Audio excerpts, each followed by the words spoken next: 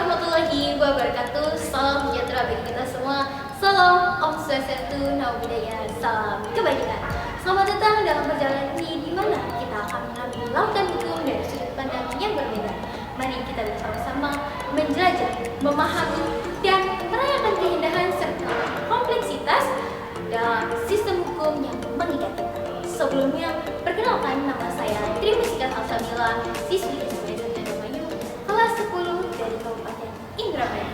Dalam kehidupan manusia, hukum merupakan fondasi yang menopang tatanan sosial dan keadilan.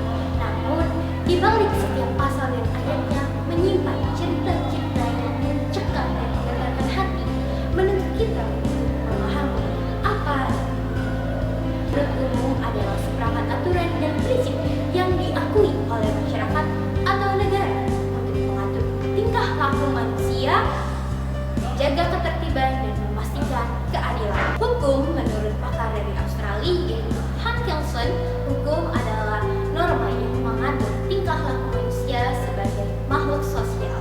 Lalu ada juga hukum menurut pakar Indonesia yaitu H. Utrecht adalah hukum merupakan himpunan petunjuk hidup yang mengatur tata tertib dalam suatu masyarakat yang harus dipatuhi oleh masyarakatnya.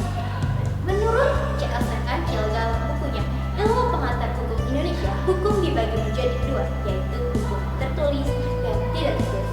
Apa sih perbedaan kedua hukum ini? Hukum tertulis adalah hukum yang didokumentasikan secara resmi seperti undang-undang, peraturan pemerintah, dan keputusan pengadilan. Sebaliknya, hukum tidak tertulis adalah norma atau adat istiadat yang diakui dan dijalankan masyarakat tanpa adanya dokumen yang resmi.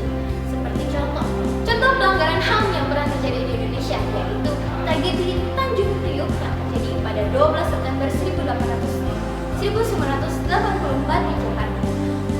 Ini berawal dari unjuk rasa sekelompok mayoritas agama Islam yang menginginkan kehormatannya terhadap agama yang berujung tragis yang menewaskan puluhan orang karena pada saat aparat keamanan pemerintah mengamankan kondisi tersebut, namun mereka menggunakan kekerasan. Banyak orang yang mempertanyakan proporsi kekerasan apa yang aparat Indonesia lakukan yang menciptakan banyak orang yang tewas. Lalu pelanggaran HAM yang kedua yaitu kalian sudah pasti tidak asing lagi dengan pelanggaran HAM yang ini, yaitu tragedi Trisakti pada tahun 1998, pembunuhan mahasiswa. Lalu ada upaya pencegahan pelanggaran HAM. Yang pertama, undang-undang yang diskriminatif, undang-undang baru yang lebih mendukung pada perlindungan hak, dan juga mengikuti organisasi-organisasi HAM seperti Komnas HAM untuk melakukan investigasi dan advokasi. Lalu yang ketiga yaitu ada edukasi HAM. Kita bisa mengadakan seminar atau workshop untuk mengedukasi mereka tentang apa itu HAM dan pentingnya HAM. Hukum memiliki peranan penting, yaitu yang pertama, menjaga ketertiban.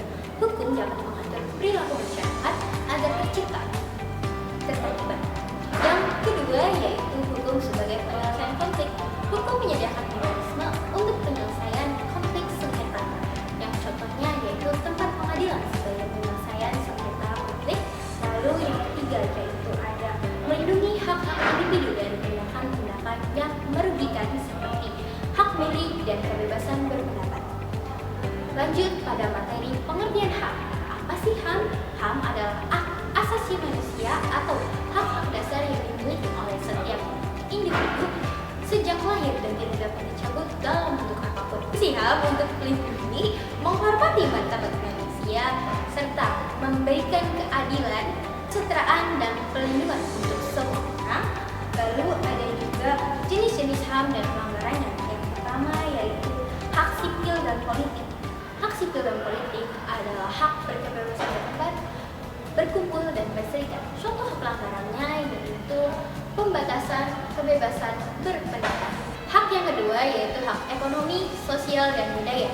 Hak ini adalah hak atas pekerjaan yang layak dan pendidikan yang layak juga.